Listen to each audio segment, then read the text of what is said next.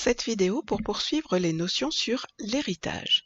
La semaine dernière, dans le TD guidé, vous avez mis en œuvre le principe de l'héritage entre les classes.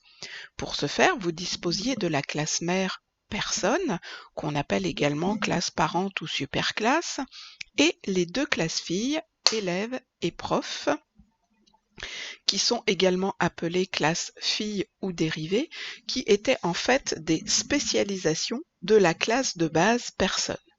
Vous avez compris que l'héritage offre la possibilité de pouvoir réutiliser au sein de ces classes filles les différentes fonctionnalités ainsi que les attributs, à condition pour ces attributs de leur préciser un type protégé pour avoir la possibilité d'être visible vers les classes dérivées.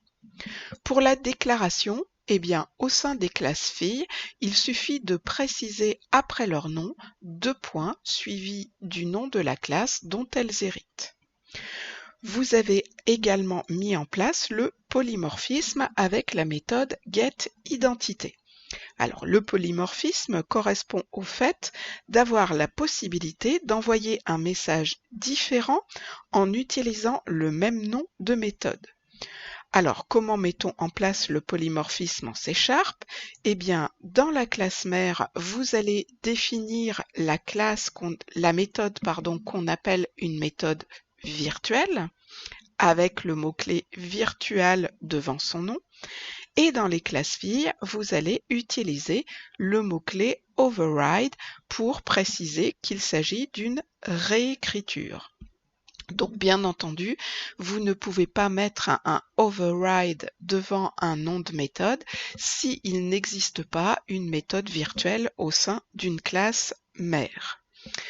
Sachant que ici, dans cette méthode override, vous avez vu la possibilité d'utiliser le mot-clé base, où ce mot-clé base permet de dire je vais récupérer quelque chose qui se trouve dans la base, c'est-à-dire dans la classe mère. Donc ici, vous voyez que dans la méthode getIdentité de élève, on faisait tout simplement appel à la méthode getIdentité de la classe personne pour récupérer le nom et le prénom, mais vous voyez que ça n'est pas quelque chose qui est une obligation, puisque vous aviez la possibilité ici, j'avais indiqué au niveau de la classe prof, la possibilité de récupérer également, par l'intermédiaire des assesseurs, les noms des champs correspondants. Alors, une autre notion qui est importante dans la POO et l'héritage, ce sont les classes et les méthodes abstraites. Alors, une classe abstraite, c'est une classe qui est définie, qui va définir un concept abstrait, c'est-à-dire qui n'a pas lieu réellement d'exister. Elle va centraliser de ce fait tous les éléments qui sont communs à plusieurs classes dérivées. Elle ne peut pas être instanciée car tout objet de sa classe n'a pas lieu d'être, c'est-à-dire n'a pas lieu d'exister. Alors effectivement, ici, sur cet exemple, peut-être que c'est un petit peu abstrait pour vous.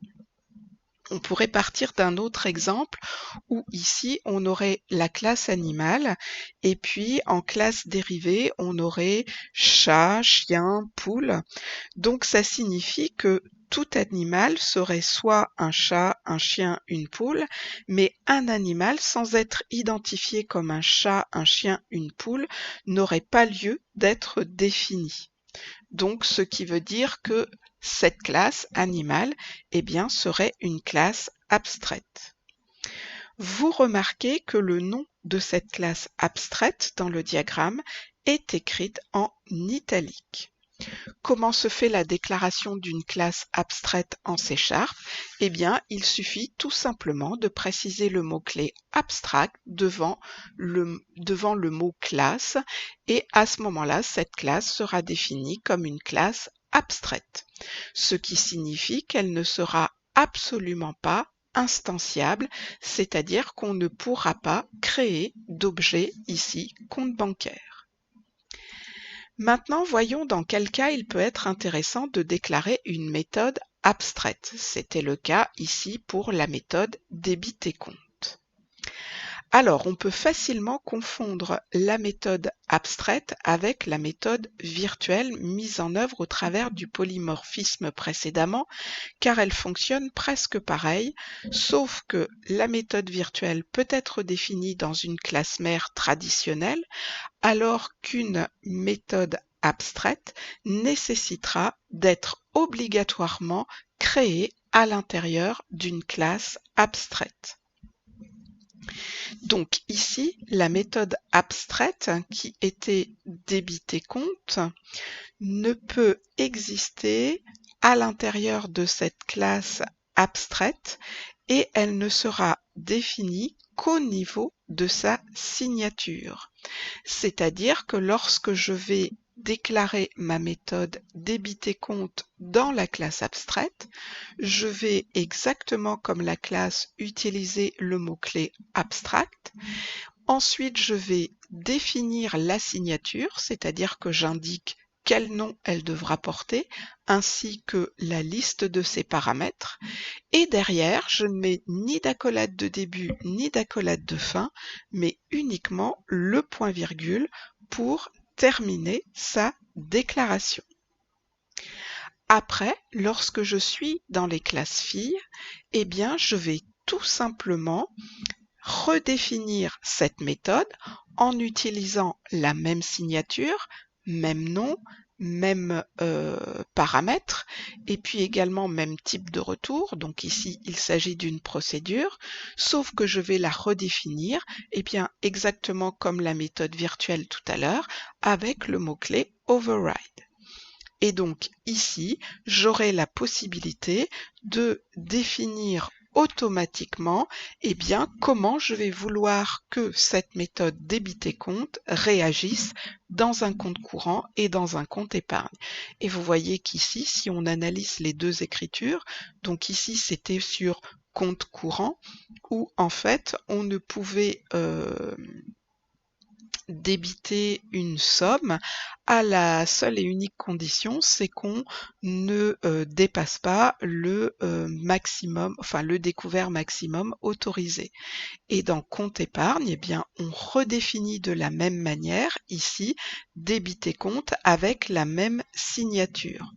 Donc la chose qui est importante et qui est différente entre la méthode abstraite de la méthode virtuelle tout à l'heure, c'est que la méthode virtuelle, elle peut exister dans la classe mère, mais dans les classes filles, c'est quelque chose qui est facultatif. On a la possibilité de la redéfinir, mais ça n'est pas une obligation. Alors qu'ici, lorsque je déclare une méthode abstraite à l'intérieur de ma classe abstraite, eh bien automatiquement, toute classe dérivée qui va être créée devra obligatoirement comporter la redéfinition de cette méthode abstraite. Exactement comme la classe abstraite, vous voyez que, alors c'est peut-être pas très lisible ici, mais le nom de la méthode est également en italique.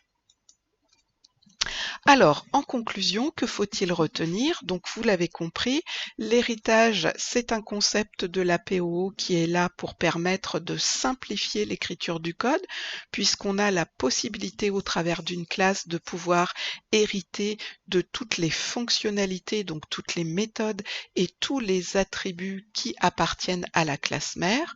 Bien entendu, pour avoir le droit de récupérer ces attributs, il faut impérativement qu'ils soient en visibilité protégée. Vous avez vu qu'il est possible de mettre en œuvre le polymorphisme, c'est-à-dire d'avoir la possibilité d'avoir une même méthode qui porte le même nom, aussi bien dans la classe mère que dans la classe fille. Cette méthode peut être soit définie en tant que méthode virtuelle dans la classe mère et on la redéfinira avec le mot-clé override à l'intérieur de la méthode fille, mais ce sera de manière facultative, alors que la méthode abstraite, elle, doit être obligatoirement créée dans une classe mère qui sera obligatoirement abstraite et au travers de cette classe mère, on ne va définir que et uniquement la déclaration de cette méthode et elle sera obligatoire, enfin il sera obligatoire de la redéfinir à l'intérieur des différentes classes filles qui hériteront de cette classe abstraite. Voilà, nous avons terminé cette partie sur l'héritage. Maintenant, je vous laisse partir dans la pratique au travers d'un nouveau TP. Bon courage et bonne continuation.